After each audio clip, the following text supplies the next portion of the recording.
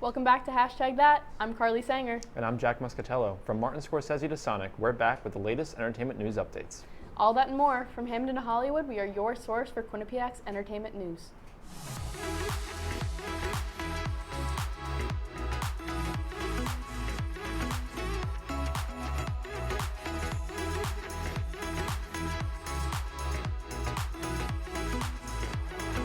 From Hamden to Hollywood, we are your source for Quinnipiac's entertainment news. Decades after the 1996 murder of iconic rapper Tupac Shakur, a grand jury in Las Vegas indicted 60-year-old Dwayne Keith D. Davis on charges of murder with the use of a deadly weapon. Evidence collected on the night of the shooting places Davis at the scene and connects the suspect to a retaliatory plot against the rapper after a gang dispute involving Davis's nephew. According to Homicide Lieutenant Jason Johansson, the case against Davis was, quote, reinvigorated in 2018 and further strengthened this year after a raid on Davis's wife's home in July yielded the seizure of Davis's memoir, which outlined himself as responsible for providing the gun used in Shakur's murder. Davis is due in court later this week. Character actor Michael Gambon, known for playing the wizard Albus Dumbledore in the later Harry Potter films, died on Wednesday, September 27th at age 82 after being hospitalized with pneumonia. With dozens of performance credits to his name, Gambon's earliest work dates back to his first theater roles in productions under the Royal National Theatre Company in London. After transitioning to film and television, Gambon became a household staple in the UK with the role of Philip Marlowe in the BBC miniseries The Singing Detective. He later took on the aforementioned mentor Dumbledore after the death of Richard Harris in 2002, earning him worldwide recognition. Gambon is survived by his wife Anne and son Fergus. Big Brother 25 house guest Jared Fields, son of Survivor legend Suri Fields, was recently evicted from the show, landing him in 11th place. Following his departure, Entertainment Tonight asked him about several allegations against him for cheating on his long-term girlfriend while in the house. When asked about this, he said, quote, "I actually don't have a girlfriend outside of here. I was really adamant at expressing that I had just gotten out of a long-term relationship, a 7-year relationship," end quote. When asked about his showmance in the house, Blue Kim, he said, quote, "I told myself going in that I would not get into a showmance, just because you don't want to jump from thing to thing and still be thinking about other people. It was tough, but do I regret it? Not really, no, not at all," end quote. Woody and Buzz met the NFL in yesterday's Atlanta Falcons vs. Jacksonville Jaguars game, where the game was not only televised as normal, but also on an alternate stream for kids on ESPN+. With the help of the NFL's next-gen stats system and Beyond Sports, the program was able to sync up the characters in the classic series Toy Story to each of the players on the field in real time. This was the second time this year ESPN has done an alternate stream like this for kids, the first being in March when they aired the NHL Big City Greens Classic. Tim Reed, the network's vice president, said, quote, "We looked at a lot of different concepts and then ultimately targeted Toy Story because it resonates with older generations and kids together," end quote. Grace Doyle is here with an exclusive interview with Jacob Noel from the band Jacob's Castle. What do you have for us, Grace? What do you think you're doing, Kevin? Was just gonna drive home. There's... Hey, Hashtag. This week I had the chance to speak with Jacob Noel about his new project, Jacob's Castle, as well as his first national tour with the band Common Kings.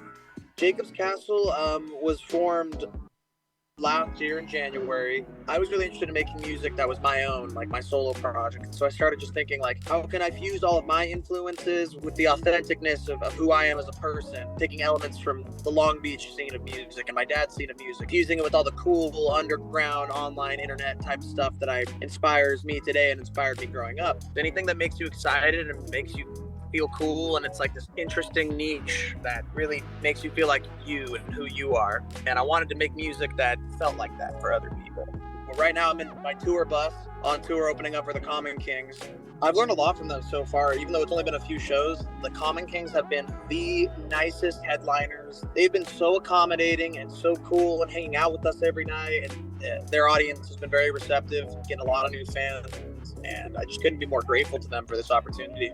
Very recently, you signed with Epitaph. Time Traveler, which is your newest single, is your first single as a signed artist. Epitaph took interest and started helping me set up like writing sessions and meeting with the right producers and stuff like that. Sometime early last year that we wrote Time Traveler. And then after a while, we got Jacob's Castle, and we got the sound that I'm really proud of. The first single that Epitaph wanted to put out was Time Traveler, and I was just really happy with how that song turned out, and I'm happy to be on such an awesome label with a pedigree that he almost signed my dad back in the day. And It's crazy to see how full circle it all has come. I also wanted to congratulate you on the progress being made for Bradley's House and the Noel Family Foundation. I'm a sober musician. I'm 6 months sober, but my dad was not back in the day. Obviously, people know he passed away from a heroin overdose. But I think people out there are sick and tired of their beloved musicians and family members getting taken away by this disease. And it's a story that's close to my heart, close to my family, and I'm really blessed to be working with some amazing people on that. Bradley's House is in the process of being open, but we have our location, we have everything all set up, we've got our clinical partner lined up, and in the next few weeks here, we'll be able to start helping musicians. What is next for Jacob's Castle? So much stuff is happening right now, it's just crazy. We have an entire album finished, and so we're just going to be dropping singles periodically through Epitaph, but there's another song coming out soon. It's called Lights Out, Jakob, Castle with a C. Come check us out where the internet static meets the sea. Check us out wherever search engines are allowed in your region. Check us out on my Instagram. It's just my name, Jacob Noel, or you can type in Jacob's Castle. It'll come up too. That's the official account for the band. And we're growing every day, and we would like any support. As of September 25th, Lights Out, the new single by Jacob's Castle, is available everywhere. Don't go away. #that. We'll be right back after this commercial break. What do you think you're doing, Kevin? Was just gonna drive home. There are several warning signs present that you shouldn't be driving. Like hearing voices? Like your text-to-emoji ratio? Oh man, the selfies. Selfie, nailed it. We all have warning signs that let us know that we're probably not okay to drive. Mine is pretending to be your subconscious. Craig, come on man, let's split a ride home. I think it's just vapor with flavor. It won't hurt my kid like cigarettes, right? Vaping is safer than smoking, isn't it? There's really not even that much nicotine in them, right? My kid? My kid knows it's dangerous. Get your head out of the cloud. Today, nearly 8,000 kids will start vaping, maybe even yours. Learn about the dangers at talkaboutvaping.org. Honey, what I think you need is a socket wrench. I played JV basketball. I'm sorry. I don't think it looks right. This is good, and it's all good, baby. Is it really all good?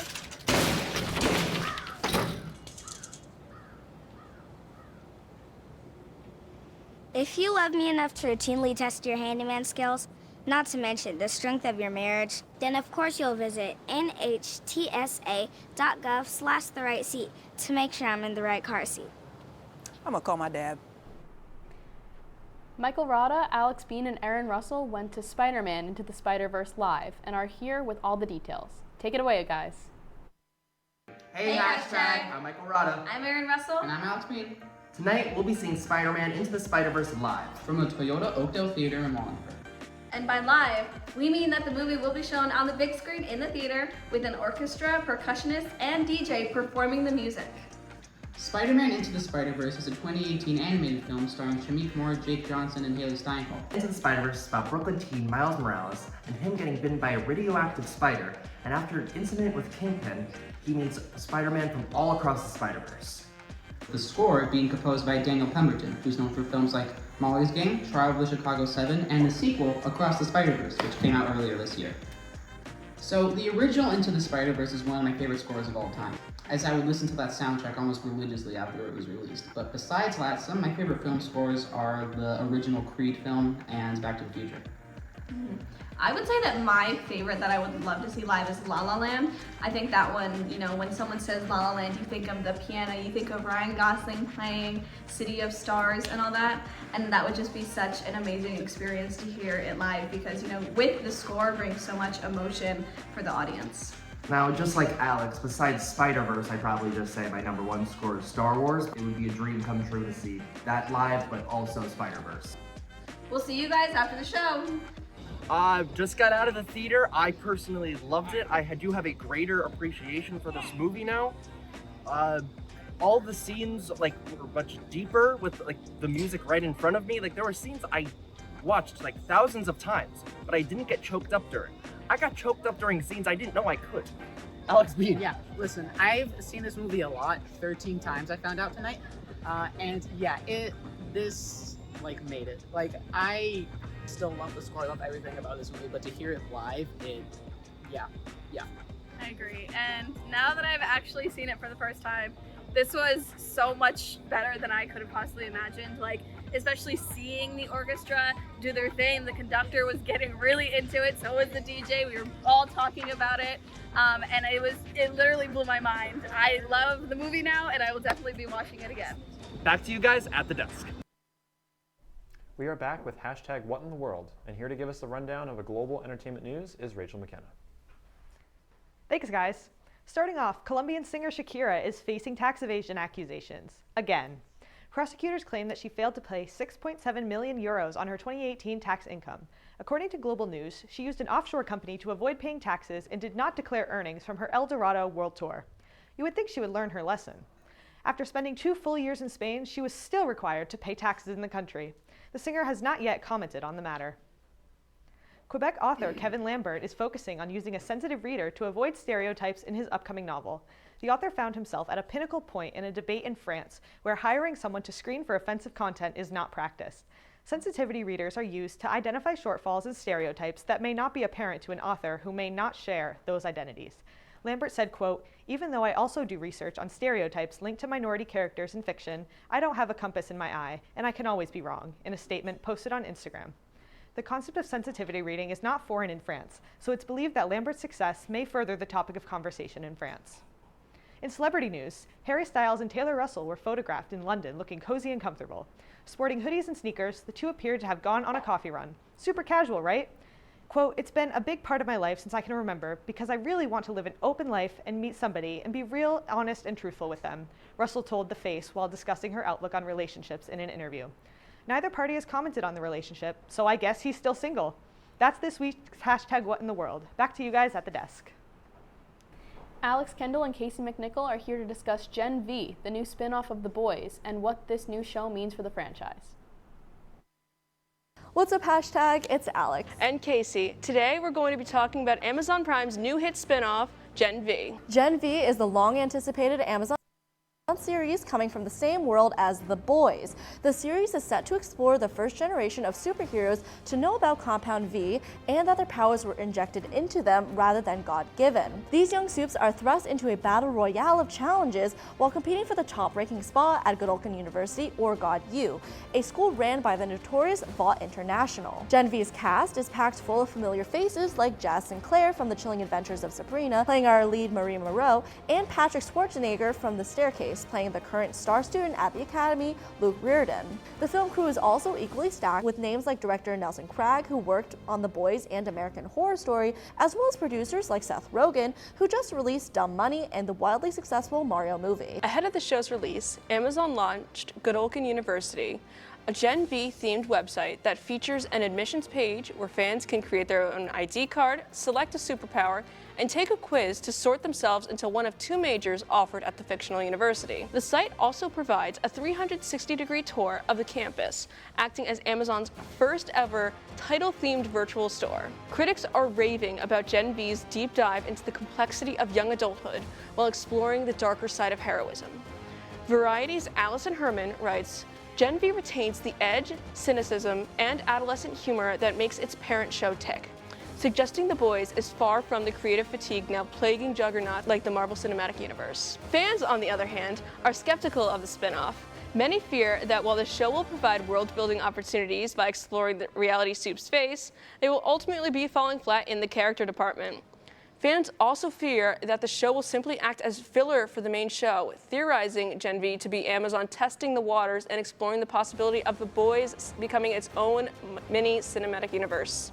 The show is based off of The Boys Volume 4 called We Gotta Go Now, and is expected to draw much of their inspiration from this short. The comic itself is more self-contained, but it has yet to be revealed as to whether or not how committed the creators will be to the original. Like The Boys, Gen V is not panel for panel from its source material and takes key plot points, while modernizing others to fit the narrative. John Godolphin was the leader of the G-Men in Volume 24, and the university is non-existent in the comics. Now, Casey, I know that we are both coming from different perspectives. You are a big fan of The Boys, and I'm rather new. So do you think that this series will stand on its own for new fans like myself to come in? Based on my experience, both new and returning fans will have no trouble jumping right in. While Gen V is a spin-off, there may be points that new fans miss, but it ultimately will not impact their viewing experience. Gen V does set the foundation for season 4 of The Boys, so I highly recommend giving it a watch if you are a fan of the original series. As of this recording, the first batch of episodes of Gen V has been released on Amazon Video and is available for streaming. That's it from us. We'll be right back after this commercial break. Multiple studies have shown that marijuana can slow both driver reaction and response time, which can be really dangerous. He's here. He's here. Wait. What? I can't drive. Why? My. Oh.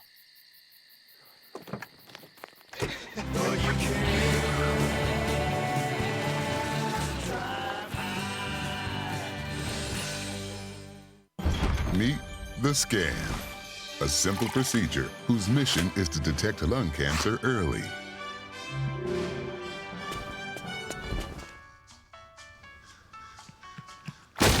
I'm here to save you. But I feel fine. That's great, but you may still be at high risk for lung cancer. Oh man, that's a new fence. If you smoke, early detection could save your life. Learn more at savedbythescan.org. I don't think that many kids in my son's school even do it. He makes fun of his friend who vapes. He would never try it. She's into soccer. She's on the honor roll. She's just not the type. No way. No way. No way. No way, my kid would never vape. Get your head out of the cloud. Today, nearly 8,000 kids will start vaping. Maybe even yours. Learn about the dangers at talkaboutvaping.org. We're back with this week's Hollywood News Update, and here to fill us in on all the latest West Coast news is Ryan Zayas. Thanks, guys. We're heading into the Golden State with our first story. The movie business being on hold hasn't stopped one of its most influential voices from providing another one of his opinions on the current state of cinema. Iconic director Martin Scorsese credited fellow filmmakers Christopher Nolan and the Safdie brothers for saving the art of motion pictures from superhero movies. In a recent interview with GQ magazine, Scorsese spoke about the climate of superhero films. The danger there is what it's doing to our culture, because there are going to be generations now that think that movies are only those. That's what they are.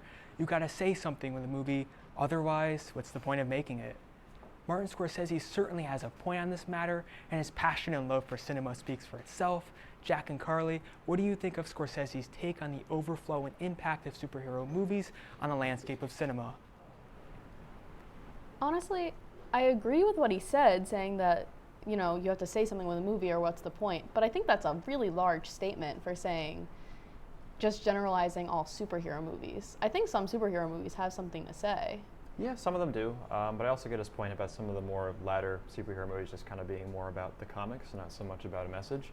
And I think just like a really good piece of art or even really good classic films that really have a really timeless message, it really helps when they have something to say rather than just covering like a cool story for the sake of the visuals. But what are you thinking, Ryan? I definitely agree, and there's countless superhero films that have had a lot to say, like, for example, the Batman or like Spider-Verse that we talked about. So not all superhero movies are made the same, but I definitely know what Martin Scorsese's talking about in terms of some superhero films feeling just like content. But to continue, speaking of Martin Scorsese, his upcoming historical murder mystery epic Killers of the Flower Moon is set to release on the 20th of October and has the markings to be one of the best movies of the year, starring huge names like Leonardo DiCaprio and Robert De Niro, alongside super talented stars such as Lily Gladstone, Jesse Plemons, and Brendan Fraser. Based on a novel of the same name by David Grann, the film's plot surrounds a wealthy Native American tribe in Osage, Oklahoma, whose members go missing after oil is discovered on their land, prompting the FBI to investigate. The film looks like a mix of a Western and a whodunit, with Scorsese's artistic flair that's bound to elevate the picture. With that all said, Jack and Carly, with 2023 being a kind year to original films, how do you feel about Killers of a Flower Moon being a standalone picture and not a super marketable franchise blockbuster like what Scorsese has previously complained about? Well, I think it's an interesting point to see a movie that's like over 3 hours be marketed as an original project. And even coming off of this weekend with a sci-fi action movie called The Creator, I think it's a pretty good year for original films. And I think it's important to have that diversity of what's coming out in the theater so people have some more options for their stories that they're watching. I agree. I mean, original films have had their spotlight. They've had their chance this year, which has been great because everyone is complaining about everything being a remake or being a spin-off recently. So it has been great to see. But that being said, like you said, with 3.5 hours, that is crazy hard for marketing purposes. It's just so long, and it's hard to get someone there, I feel. But what do you think, Ryan? Those are some super valid points. And I'm just really happy that in the way that cinema's going forward by going backwards in terms of going back to more original films built on the style of directors in order to sell films rather than the usual franchise-based marketing. To continue, finally, it appears that we are not finished at the world's favorite paper supplier in Scranton, Pennsylvania. After the tentative agreement between the WGA and the AMPTP, Puck News reported that the creator of the US version of The Office, Greg Daniels, is set to do a reboot of the beloved series.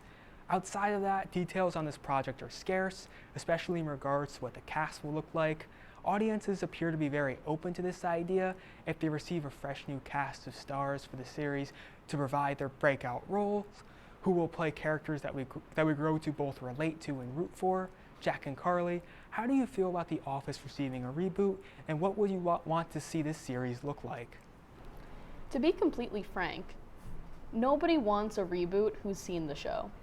I don't see anyone wanting it. I think the only people that would enjoy a reboot like that, especially if it's a new cast, are generations who haven't seen The Office yet. I think it would be a new show to them, which is why it might be appealing, because The Office is an appealing sitcom.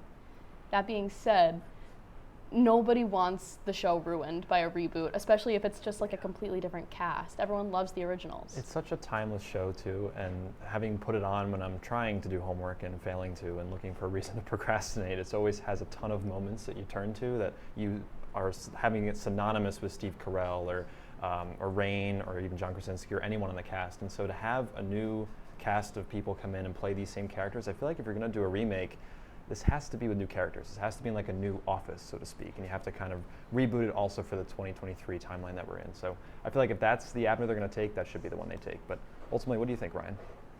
I definitely agree with you, and I would be kind of like audiences. I'm very much on the side of sort of rebooting it by creating new characters and kind of telling the timeless story of The Office, but with new people in a new age. And I think that in a way it could complement the previous show while creating something new for people to love. So with that all said, that's all for this week's Hollywood News Update. We'll be right back after this commercial break.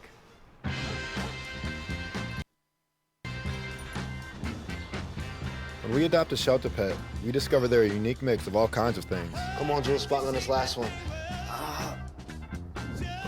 There it is.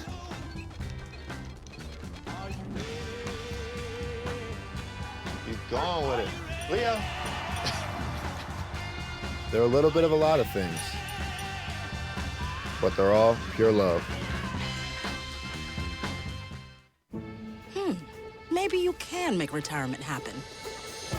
After all, you made home ownership happen. Homeschooling yourself on loans, beefing up your credit score. So I'm pre-approved. You were like, yes! Sorry. Color coding listings, ticking boxes, and flushing every toilet in a 20-mile radius. Home sweet home. You aced house hunting. Now get the tips you need to get on track at aceyourretirement.org.